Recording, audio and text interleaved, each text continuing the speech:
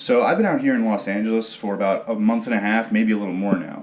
And as a person who is from New York City, it's the experience out here has got me thinking about the traffic situation. Which is worse, New York City traffic or Los Angeles City traffic? And I just wanted to quickly state my opinions because for some reason I care a lot. Um, I have driven through most of New York City. Yeah, Manhattan is a nightmare. Coming out to Los Angeles, I could not possibly think that it could get worse than driving through the heart of middle Manhattan with Times Square, Madison Square Garden, the two train stations. It's just it's insane. I mean, the amount of tourists that are there are just unreal trying to drive through. But come out to Los Angeles, the first thing I see is it's more open. The roads are definitely wider. There's more room to move around. However, there are a few key differences in the LA driving versus NYC driving that I just want to quickly hit. And the first is that both cities, the drivers are reckless. They have a place to be. They have to go to work. They have to get back home. They have kids. They have to feed themselves. They're hungry. All the normal things that a normal person does throughout the day. And that makes any city driving, especially in New York City and Los Angeles, the two hubs of really America when it comes to what I'm going into. It's television and movie production and that scene. It makes it very cluttered and it's basically a clusterfuck of cars. If you really want to be specific, it's just the roads in Los Angeles are always crowded. There's always traffic. We've been coming home at 11 at night on a Thursday or a Wednesday, and there's still traffic and more traffic. And so is traffic, and why the hell is there so much traffic on a fucking weekday at night? Please tell me that, okay? To put that in contrast with New York City, most of the traffic is horrible, and it's really cluttered. But it's not that bad when it's not rush hour. If I'm driving through New York, even Manhattan, most places in Manhattan, the Times Square is always going to be a nightmare to go through. But driving through most other places in Manhattan at 11, 12 at night, you're really not going to hit too much traffic unless it's a special holiday or something.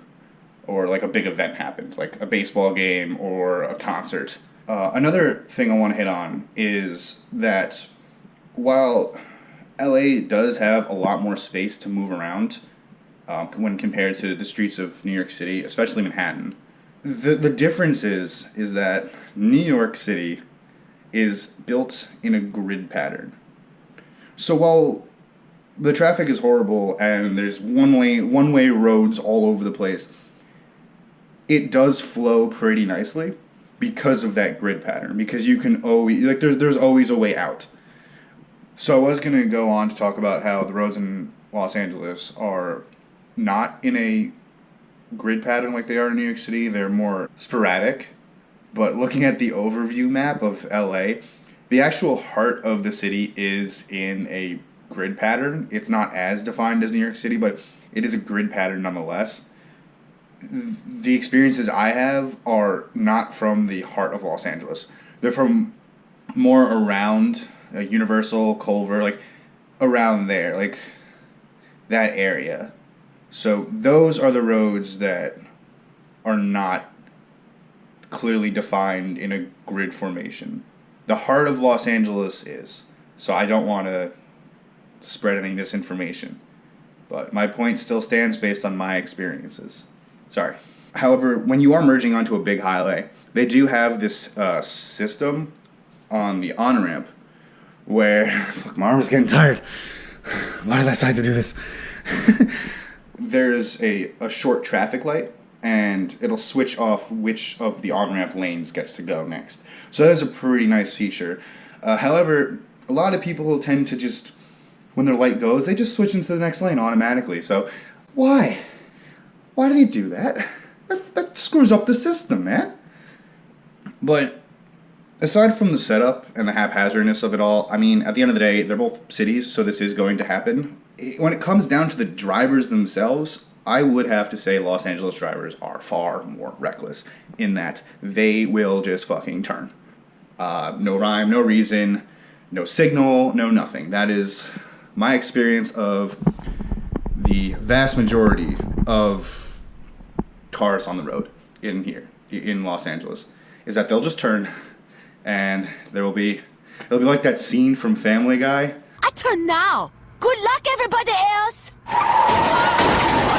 Yeah, so at least in New York City, most New Yorkers will use a turning signal, and thank God for that.